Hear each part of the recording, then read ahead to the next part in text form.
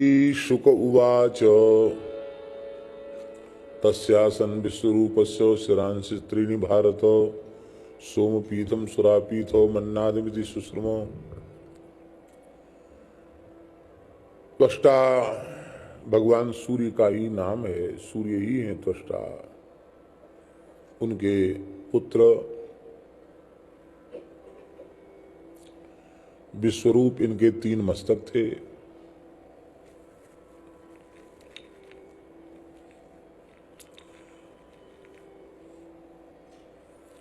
वे यज्ञ कराने लगे, यज्ञ से देवताओं के बल की वृद्धि होने लगी।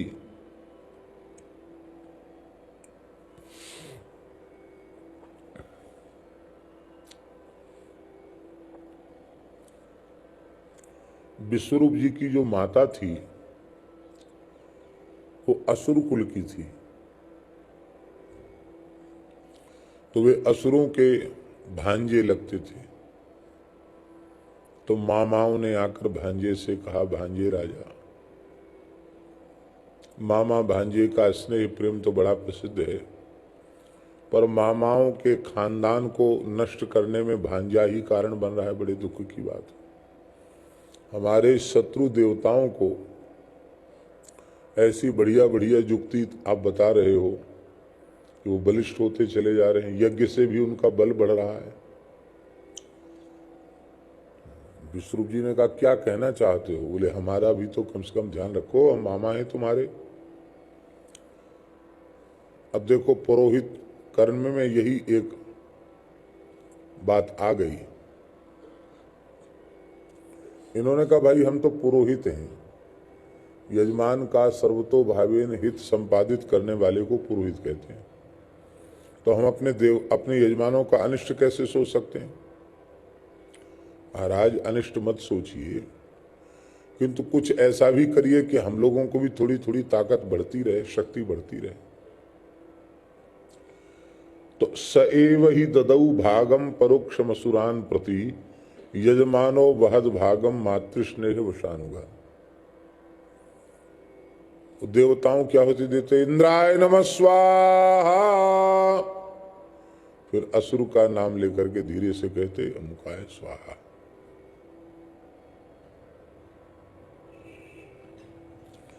तो बीच बीच में असुरों के लिए भी आहुति देने लगे। इंद्र तो देवराज हैं, देवता हैं, वो समझ गए उनका कपट, उनको क्रोध आ गया। तत्काल इंद्र ने वज्र से उनका मस्तक काट लिया। यज्ञशाला में बैठे बैठे गुरु जी का दक्षिणा अच्छी मिली यज्ञ की, विश्वरूप जी का सिर ही काट लिया। यहां एक बात लिखी है कि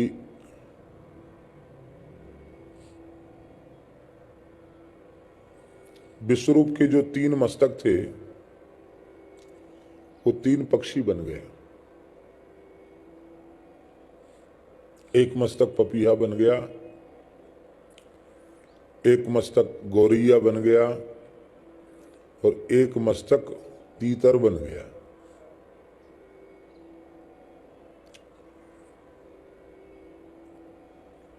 इंद्र चाहते, अब इंद्र ने ब्रह्म हत्या कर दी, गुरु हत्या ब्रह्म हत्या। ब्रह्म हत्या इंद्र के पास आई। यहां एक बात लिखी है, जग्राह यद्यपि स्वरः, यद्यपि ईश्वरः, इंद्र इतने समर्थ थे कि वे न चाहते तो ब्रह्म हत्या उनको नहीं छू सकती, और उसका कोई ना कोई वो उपाय करके उसे नष्ट कर सकते थे, उस पाप को। लेकिन उन्होंने ऐसी अंजलि बांधकर ब्रह्म हत्या को स्वीकार किया। बहुत अच्छी बात है। समर्थ व्यक्ति से भी गलती होती है, असमर्थ से तो होती ही है, समर्थ व्यक्ति से भी भूल होती है। और वो इतना समर्थ है कि भूल होने पर भी भूल उसका कुछ बिगाड़ न सके, लेकिन फिर भी शालीनता यही है कि उस भूल को स्वीकार कर लिया जाए, अपराध को स्वीकार कर लिया जाए। और अपराध इन्होंने स्वीकार कर लिया। जैसे ही स्वीकार किया, तत्काल ब्रह्महत्या आपके शरीर में प्रविष्ट हो गई। ब्रह्महत्या देह में प्रविष्ट होते ही इंद्र ओज, तेज, शक्ति, कांति आदि से हीन हो गए।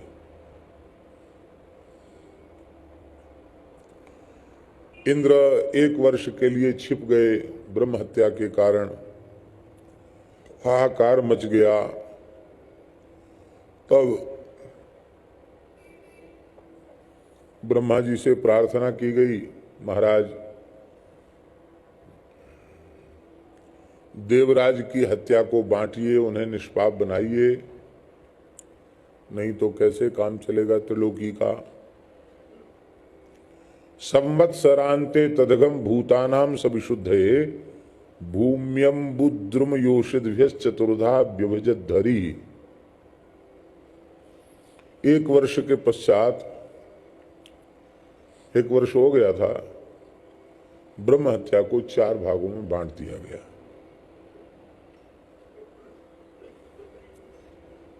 इंद्र को जो ब्रह्म हत्या लगी थी उसका 1 भाग पृथ्वी ने स्वीकार किया, दूसरा भाग वृक्षों ने स्वीकार किया, तीसरा भाग जल ने स्वीकार किया और चौथा भाग स्त्रियों ने स्वीकार किया।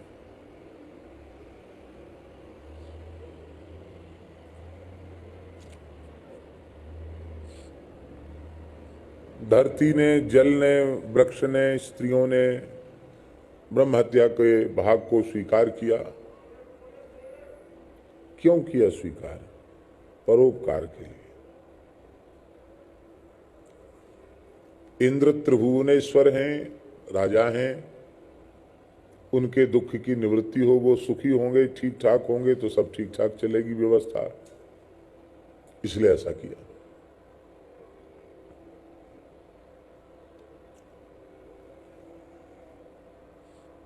जो लोग दूसरों के दुख को अपने ऊपर लेकर उन्हें सुखी करते हैं, परोपकार करते हैं,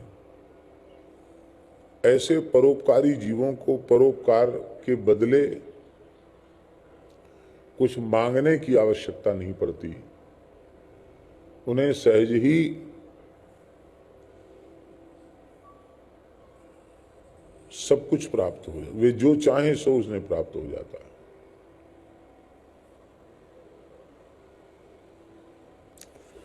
पृथ्वी को क्या मिला? पहले धरती में गड्ढा हो जाता था तो भरता नहीं था अपने आप, पर पृथ्वी को वरदान मिला कि तुम कहीं कोई कितना गहरा गड्ढा कर दे, धीरे धीरे वो भरने लग जाएगा। आपने देखा होगा गहरे गहरे कुआं कुछ वर्षों बाद उनकी भूमि भी ऊपर उठाती है, तो उगरवाना पड़ते हैं कुआं।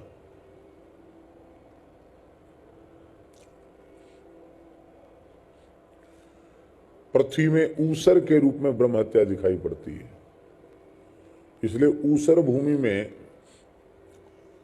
मकान बनाकर रहना वर्जित है, घर निर्माण करके ऊसर में रहना वर्जित है। तब क्या किया जाए? ऊसर के थोड़े थोड़े अंश को खोद करके मिट्टी को बाहर कर दिया जाए और लगभग 1 वर्ष के लिए वेद लक्षणा भारतीय देसी गायें वहाँ रखी जाएं, उनकी सेवा की जाए, वे गायें वहाँ विचरण करें, स्वाभाविक रूप से गोमय गोमूत्र का विमुंचन करें, छोड़ें, तो 1 वर्ष में वो भूमि अत्यंत पवित्र हो जाती। फिर वहाँ कुछ बनाकर आप रहना चाहो तो रह सकते हो।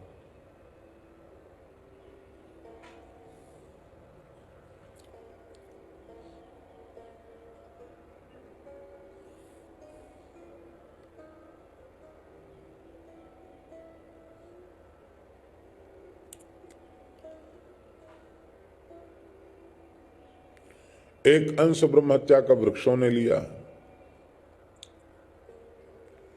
पहले वृक्षों को काट देने के बाद वो पुनः उगते नहीं थे। एक मुख्य डाली भी काट दो तो वृक्ष फिर सूख जाता था। वृक्षों को ये वरदान मिला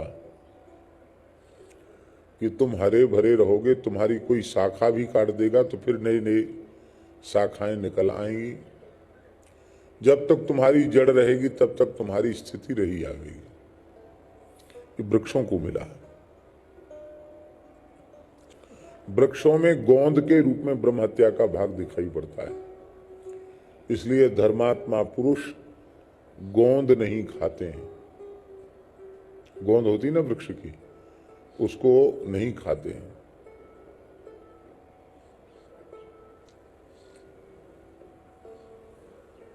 बहुत से विचार करने वाले लोग तो औषधि में भी विचार करते हैं, लेकिन एक मत यह भी है कि औषधि में बहुत अधिक विचार नहीं करना चाहिए। तो कोई औषधि है आयुर्वेद की जिसमें गोंद पड़ी हुई है और वो जरूरी चीज है और उससे व्याधि नष्ट होगी, तो उसको लेने में कोई अधिक दोष नहीं। हाँ, सीधे सीधे गोंद खाओ वो ठीक नहीं। अभी सर्दी आ रही, लोग गोंद के लड्डू बना बना के खाएंगे। गोंद के लड्डू, गोंद आती ना, वो लड्डू बनाते गोंद के, सुनते बड़े पौष्टिक होते हैं।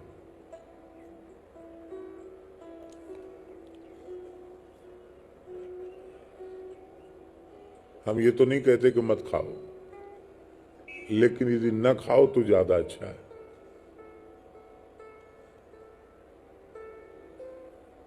क्योंकि ब्रह्म हत्या का भाग है। शरीर में कोई बहुत अधिक व्याधि है और बहुत आवश्यक है कोई औषधि में, वो एक अलग चीज होगी। वैसे नहीं खाओ।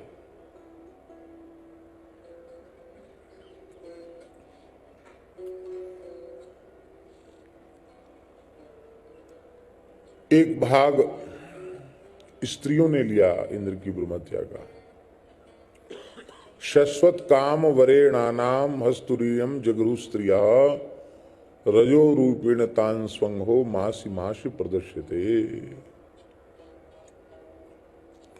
माताओं ने उस भाग को लिया। वह भाग प्रति मास 4 दिन रजो धर्म के रूप में, रजो दर्शन के रूप में वह भाग दिखाई पड़ता है। इसलिए धर्मशास्त्र की मर्यादा के अनुसार 4 दिनों तक माताओं को घर का अन्न आदि भी नहीं छूना चाहिए और रसोई भी नहीं बनानी चाहिए।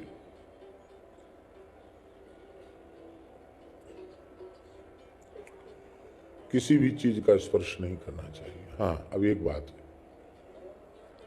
बहुत छोटा बालक है गोद का,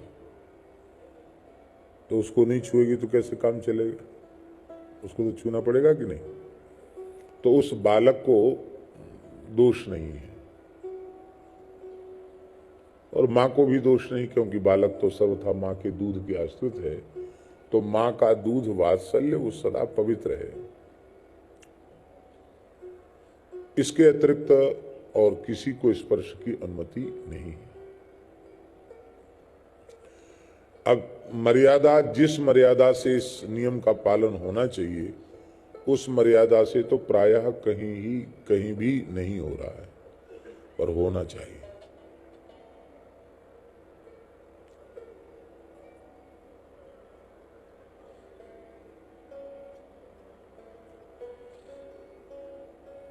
उस मर्यादा का पालन होना चाहिए।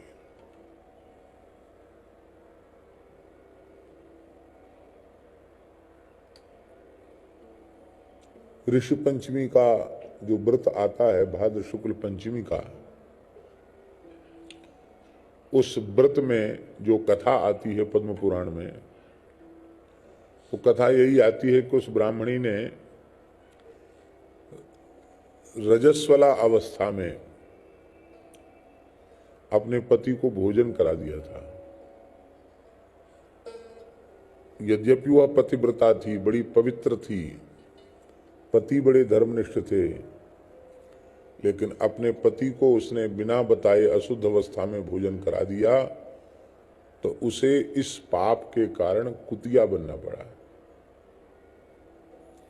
और पति को खिलाया था, यद्यपि वो धर्मात्मा धर्मनिष्ठ थे, पर पति को खिलाया तो उनको बैल बनना पड़ा, पशु योनि में जाना पड़ा। और उनका पुत्र ही पिता के श्राद्ध की तिथि पर श्राद्ध कर रहा था, ब्राह्मणों को निमंत्रण दिया गया था, और एक सर्प उसने दूध में जहर उगल दिया, जिस दूध की खीर बनाई गई। कौन सा जीव किस जन्म का बैर चुकाने के लिए कैसे आएगा पता नहीं। कुतिया की दृष्टि पड़ी, उसने सोचा, वो मां थी उस ब्राह्मण की, तो कुतिया ने अपने मन में विचार किया कि मेरे पुत्र को ब्रह्म हत्या लग जाएगी, ब्राह्मण खाएंगे ब्रह्म हत्या, वो परिवार खाएगा, वो भी मर जाएगा। इसलिए उस कुतिया ने रसोई घर में प्रवेश कर दिया, और रसोई घर में प्रवेश कर दिया तो रसोई बेकार हो गई, अशुद्ध हो गई, सब बाहर फेंक दिया गया। बहू है बड़ी गुस्सा आई, बहू ने जलती हुई लकड़ी लेकर उसको कुतिया को पीटा, कमर टूट गई बेचारी की, जल गई कमर। सायंकाल का समय था, ब्राह्मण संध्योपासन कर रहा था, गायत्री जप कर रहा था, और वह कुतिया रो रही थी बैल के पास जाकर, कह रही थी, देखो मैंने तो अपने पुत्र को हत्या के पाप से बचाने के लिए ऐसा किया, लेकिन बहू ने मेरी कमर तोड़ दी, मेरा शरीर जला दिया, हाय हाय। तो बैल वृषभ कह रहा था, तेरी पाप से तो मैं बैल बना, हमको भी आज दाना पानी चारा कुछ नहीं, आज तो दिन भर कर्म कांड में लगा रहा, हमको तो पूछा ही नहीं इसने, खूंटे से खोला भी नहीं। उन जमानों में ऐसे भी महानुभाव थे जो वृक्षों की, पशु पक्षियों की भाषा समझते थे। आज भी ऐसे होंगे कहीं छिपे हुए। तो ब्राह्मण ने सुन लिया संवाद और बड़ा दुखी हो गया। ऋषियों का दर्शन हुआ, तब उनसे पूछा कि महाराज क्या, उन्होंने बताया इस दोष के कारण। तो जाने अनजाने धर्म विधि का उल्लंघन हुआ है, इसके पाप की निवृत्ति के लिए भाद्र शुक्ल पंचमी को अरुंधति के सहित सप्तर्षियों का विधिवत पूजन करो, बिना जोता बोया हुआ अन्न एक बार खा करके व्रत करो, ब्राह्मणों को दान आदि देकर संतुष्ट करो। तो जाने अनजाने में कभी कोई धर्म संबंधी, धर्माचरण संबंधी चूक हो जाए तो उस चूक का परिमार्जन हो जाता है। ये पद्म पुराण में लिखा है। तो ये जो नियमावली है उसका लोगों को पालन करना चाहिए।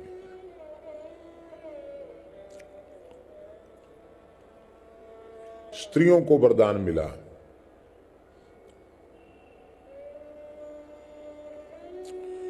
कि रजो निवृत्ति के बाद 15-16 दिन के लिए वे गर्भ धारण के योग्य हो जाएंगे। ये उन्हें आशीर्वाद मिला।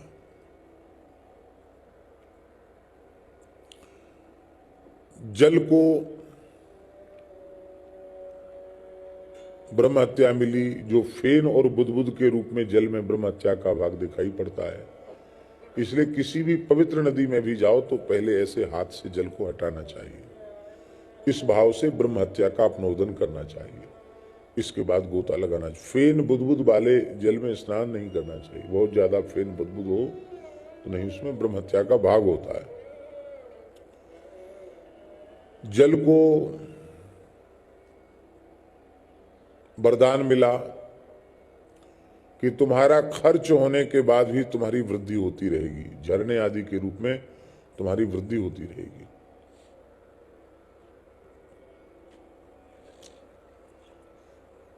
त्वष्टा को जब यह ज्ञात हुआ कि मेरे पुत्र विश्वरूप को स्वार्थी देवताओं ने मार डाला है, उन्हें क्रोध आया, उन्होंने मारण यज्ञ किया, विचार यज्ञ किया। उस यज्ञ में वे मंत्र का उच्चारण कर रहे थे, हतपुत्रस्ततस्त्वष्टा ज्वावेन्द्राय शत्रवे इंद्र शत्रो विवर्धस्व माचिरम जहि विद्विषम। हे इंद्र के शत्रु, तुम बढ़ो और तत्काल इंद्र को समाप्त करो। ये मंत्र का उच्चारण, ये अर्थ है मंत्र का, और वो आहुति दे रहे थे।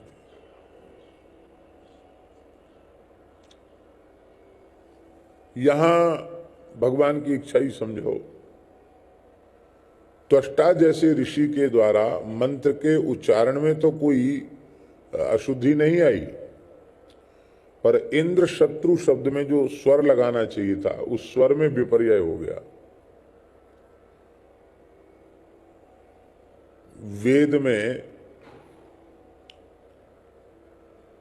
स्वर के अनुसार समास बदल जाता है। अब देखो, इंद्र शत्रु शब्द में समास है, तत्पुरुष समास है, तो अंतोदात्त इंद्र शत्रु शब्द में जो अंतिम अक्षर है उ, उसे उदात्त मानेंगे तो बहुब्रीहि समास हो जाएगा, तत्पुरुष समास हो जाएगा। अंतोदात्तस्ततः तत्पुरुषः, अंत में उदात्त मानेंगे तो तत्पुरुष समास हो जाएगा। तत्पुरुष समास हो जाएगा तो अर्थ होगा इंद्रस्य शत्रु इंद्र शत्रु तत्संबुद्धो हे इंद्र शत्रु त्वम विवर्धस्व अचिरम च विद्विषम जय। क्या अर्थ होगा? हे इंद्र के शत्रु, तुम बढ़ो और अपने शत्रु को समाप्त कर दो। पर अंतिम उदात्त न पढ़ करके इन्होंने आदि में उदात्त पढ़ दिया। इंद्र शत्रु शब्द में इकार को उदात्त पढ़ दिया। इकार को उदात्त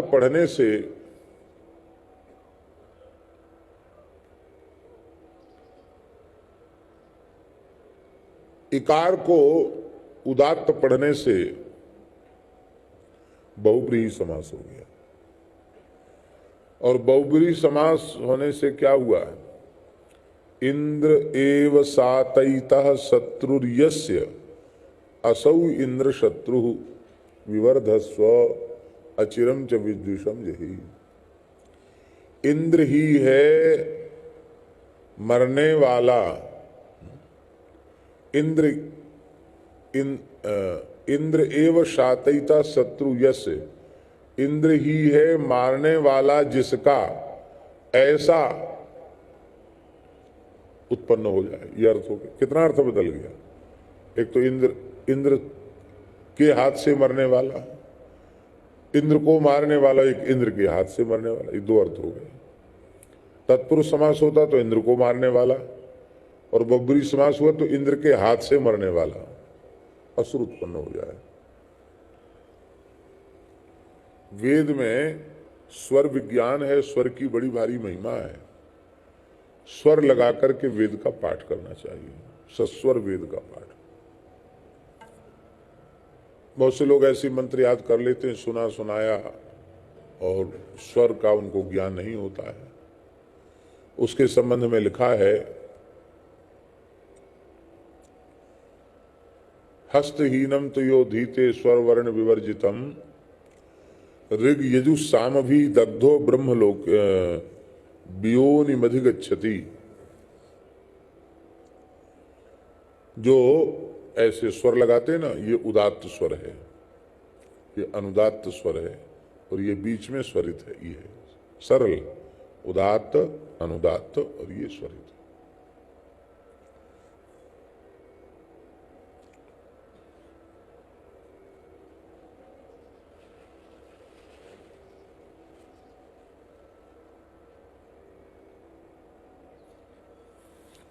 उदात्त, अनुदात्त और स्वरित, ये तीन स्वर हैं।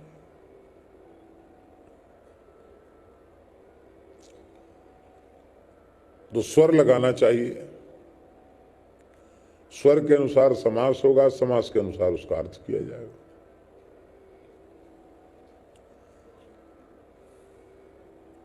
इसलिए वेद विधिवत पढ़ना चाहिए और सस्वर वेद पाठ का अभ्यास होना चाहिए। श्री जड़खोर गोधाम में बहुत अच्छे योग्य वेद पढ़ाने वाले आचार्य जी हैं, व्याकरण पढ़ाने वाले आचार्य जी भी हैं और बड़े अच्छे तरीके से सस्वर शुद्धोच्चारण पूर्वक वेद पढ़ाया जा रहा है, व्याकरण भी पढ़ाया जा रहा है। और आश्चर्य की बात तो है कि जो बालक हिंदी वाचना नहीं जानते थे वो शुद्ध वेद मंत्र का पाठ कर रहे हैं। बहुत अच्छा श्रम किया है, हमको बड़ी प्रसन्नता हुई। यहाँ परम पूज्य प्रातः स्मरणीय सदगुरु स्वरूप पूज्यपाद श्री रामायणी जी महाराज, श्री रामेश्वर दास जी रामायणी जी महाराज, उनकी जो साधना स्थली है श्री रामायणी कुटी, उसमें भी वेद विद्यालय संचालित। हमारे गोपाल जी शास्त्री जी वेद पढ़ा रहे हैं। अभी तो आगे से विद्यार्थी नहीं आएंगे, धीरे धीरे आ रहे हैं। ये लॉकडाउन में बहुत से सब चले गए थे ये महामारी में, लेकिन धीरे धीरे सब आ गए। अब जड़खोर में तो विधि है कि वो दंड ले लिया तो वो जा ही नहीं सकते, शास्त्र के अनुसार तो नहीं जाना चाहिए। 4 साल जितने वर्ष का भी नियम है पलाश दंड लेकर के रहने का, उस सब उतने समय तक वो घर नहीं जा सकते और उन्हें कोई सूतक भी नहीं लगेगा, चाहे कोई पैदा हो जाए चाहे कोई मर जाए, ब्रह्मचारी को सूतक नहीं लगता। इस तरह से जो पलाश दंड लेकर दीक्षित हो जाते उनको सूतक आदि नहीं लगता। तो इस प्रकार से वेद की बड़ी महिमा है। त्वष्टा ऋषि का यज्ञ तो पूरा हुआ और यज्ञ के कुंड से एक भयंकर असुर उत्पन्न हो गया।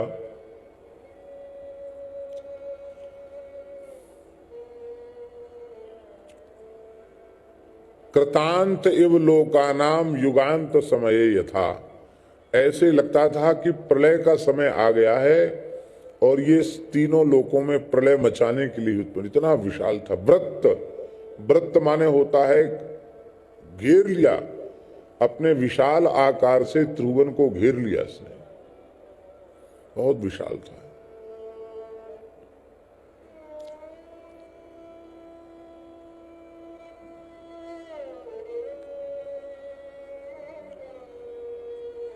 इशु मात्रम दिने दिने,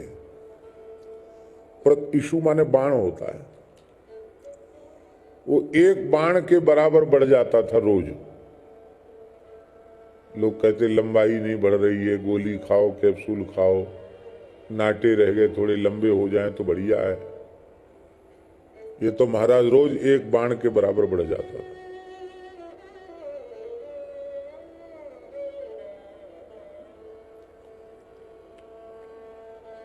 एक बाण का नाप कितना होता है? कितना बड़ा होता है एक बाण? अब यहां से लेके यहां तक जो नाप लिया जाएगा ये हो गया एक बाण, इतना। यहां से लेके यहां तक ये एक बाण हो गया। इतना बढ़ जाता था रोज, और पर्वताकार तो पैदा हुआ ही था।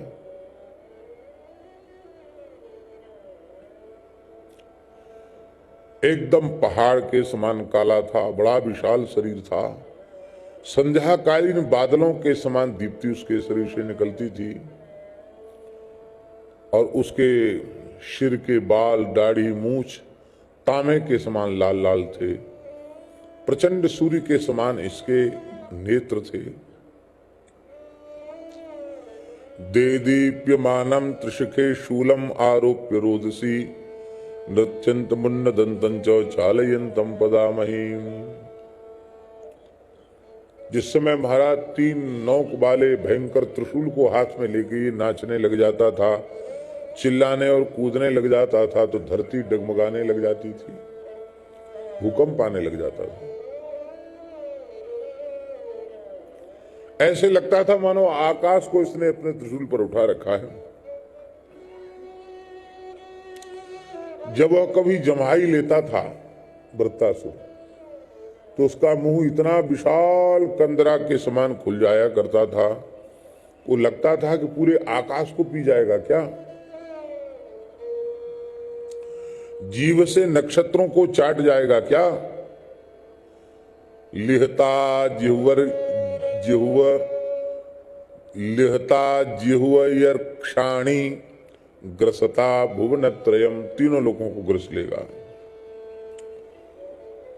इसने सारे लोगों को अपने प्रभाव से घेर लिया, इसलिए इसका नाम त्वष्टा ऋषि ने वृत्तासुर कर दिया। वृत्तासुर, ये वृत्तासुर महाभागवत हैं, परम भागवत हैं, महान भक्त हैं वृत्तासुर।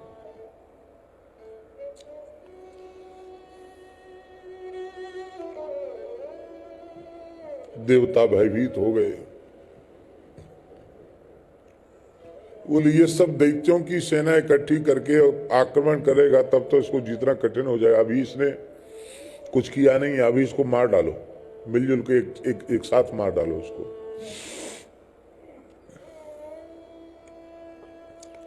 तो इंद्रादि समस्त देवताओं ने एक साथ अपने दिव्य अस्त्र शस्त्रों की वर्षा इस पर आरंभ कर दी। लेकिन आश्चर्य है, ततस्ते विस्मिता सर्वे ग्रीष्मषण्णा ग्रस्त तेजसा प्रत्यंचमादि पुरुषम उपतस्तु समाहिता। वो जितने देवताओं के अस्त्र शस्त्र से सबको वृत्तासुर निगल गया, खा गया सब, कुछ नहीं बिगड़ा उसका। अब तो देवता भय के मारे थर थर कांपने लगे, अब तो हमारी शक्ति भी नहीं रही हमारे पास, अब क्या करें। ऐसी परिस्थिति में ही भगवान की याद आती है देवताओं को। अब देवता भयभीत होकर भगवान की स्तुति करने लगे। बड़ी प्यारी स्तुति है। देवा ऊचुः बाह्यं वराग्न्यः क्षिप्तयस्त्रिलोका ब्रह्मादयो ये वयमुद्विजन्तः हराम यस्मै बलिमन्तकोऽसौ बिभेति यसमादरणं ततो नः।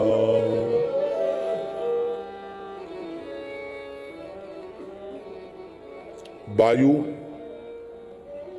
अंबर माने आकाश, अग्नि, जल और पृथ्वी, इन 5 तत्वों के मिश्रण से